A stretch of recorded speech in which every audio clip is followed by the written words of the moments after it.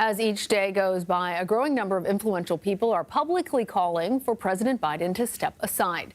Despite the list of Democratic lawmakers and donors asking the president to reconsider, Biden's vowing to stay in the race. Today, the president is in the battleground state of Wisconsin. His campaign says that they will stay the course on its plan to spend $50 million in advertising, mostly in battleground states, this month.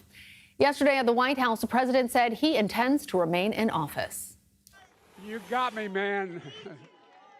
I'm not going anywhere. All right.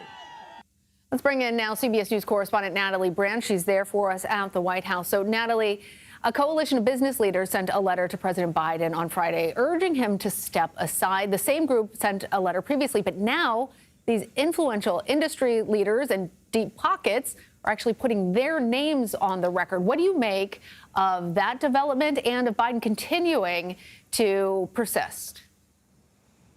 Yeah, Lana, we're seeing this trend of growing calls for the president to step down from his campaign, make way for a new Democratic nominee. But at the same time, the president and his campaign doubling down on staying in this race. But everyone acknowledges that they have a critical next few days ahead with, as you mentioned, the president campaigning today in Madison, Wisconsin, and then planning to campaign in Pennsylvania, another key battleground, on Sunday. We did learn of a change to his travel plans. He was supposed to address a teachers union event, a convention in Philadelphia on Sunday, but because of a strike announced today, according to his campaign, the president, being a strong supporter of unions, will not cross the picket line. They are changing plans to pivot away from that event and try to put something else on the calendar. We don't yet have those details, but what we do know is President Biden will be visiting two critical swing states that helped win him the White House in 2020, but now he returns amid these growing calls for him to again step aside, shake up this 2024 race. And among those growing calls, Congressman Seth Moulton of Massachusetts became the latest sitting Democratic lawmaker to call for him to get out of the race. Other Democrats, some of whom are being floated as potential replacements, say that they are still sticking by President Biden. I'm going to play for our viewers Gavin Newsom yesterday. I believe in his character. I believe that he has been one of the most transformative presidents in our collective lifetimes. So, Natalie, we have heard both from the White House, from these other Democratic leaders, look at his last 3.5 years in office. Don't look at this debate performance. Is that message resonating with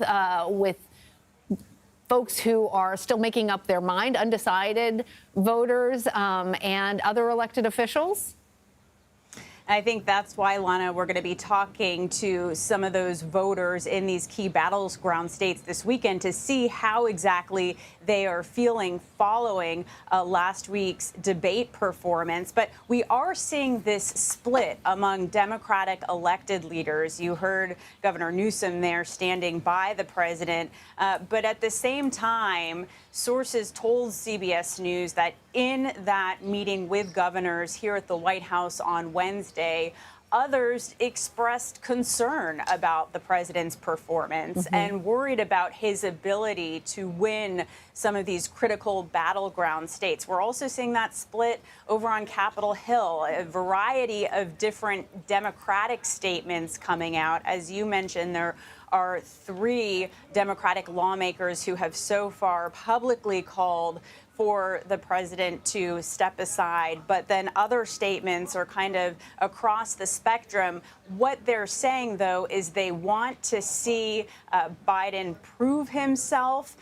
They want to see him engaging on the campaign trail. And they also want to see his plan for how to move ahead despite these latest developments. All right, Natalie Brand there for us at the White House. Thanks, Natalie.